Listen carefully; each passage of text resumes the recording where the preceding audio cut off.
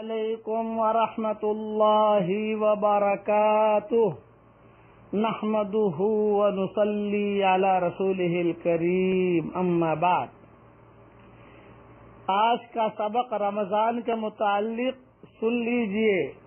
حضرت اسماء بنت یزید رضی اللہ تعالی عنہا سے روایت ہے کہ رسول اللہ صلی اللہ علیہ وسلم نے ارشاد فرمایا، قیامت کے دن سب لوگ زندہ کیے جانے کے بعد ایک وسیع اور ہموار میدان میں جمع کیے جائیں گے۔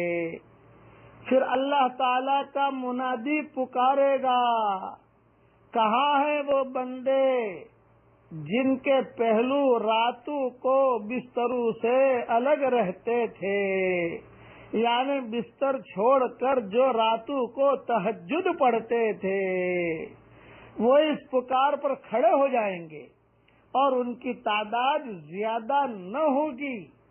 پھر وہ اللہ کے حکم سے بغیر حساب کتاب کے جنت میں چلے جائیں گے۔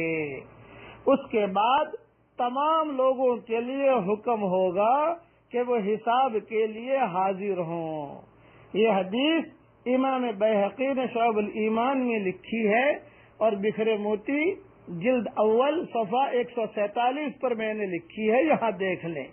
تو تہجد کی کتنی بڑی فضیلت ہے۔ اس کے لیے رمضان کے مہینے سے تہجد کی جائے ابتدا کیجیے۔ آپ سحری میں اٹھنا ہی اٹھنا ہے، 2 رکعت پڑھ لیجیے۔ اور تہجد کے وقت میں یہ اردو میں ایک دعا بتاتا ہوں، یہ مانگ لو تو بہت اچھا رہے گا۔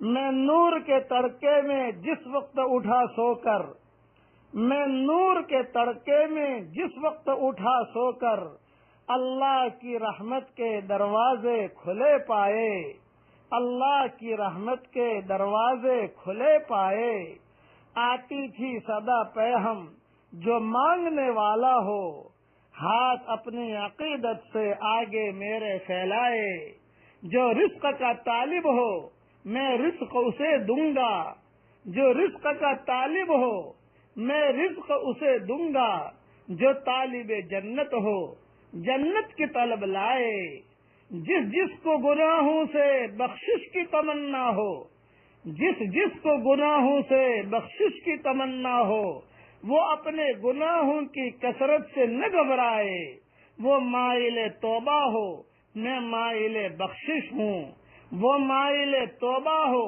میں مائل بخشش ہوں، میں رحم سے بخشوں گا وہ شرم سے پچھتائے، یہ سن کے ہوئے جاری آنکھوں سے میرے آنسو، یہ سن کے ہوئے جاری آنکھوں سے میری آنسو، قسمت ہے محبت میں رونا جسے آ جائے، آقائے گدا پرور سائل ہوں تیرے در پر، آقائے گدا پرور سائل ہوں تیرے در پر، میں اور تو کیا مانگوں تو ہی مجھے مل جائے۔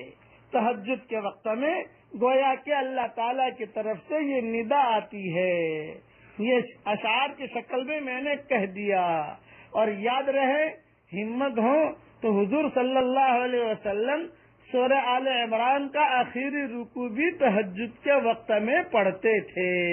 کبھی کبھار وہ بھی پڑھ لیجیے، لیکن اس میں پاکی کا ہونا شرط ہے، جنابت کی حالت میں نہیں پڑھ سکتے اسے، وہ تلاوت کی ایک شکل ہوتی ہے، اس لیے اس کو پاکی کے ساتھ پڑھیں تاکہ کم سے کم حضور صلی اللہ علیہ وسلم کی باتیں جو ہیں ہماری زندگی میں تو آ جائیں۔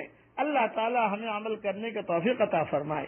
السلام علیکم ورحمۃ اللہ وبرکاتہ، وآخر دعوانا ان الحمد للہ رب العالمین۔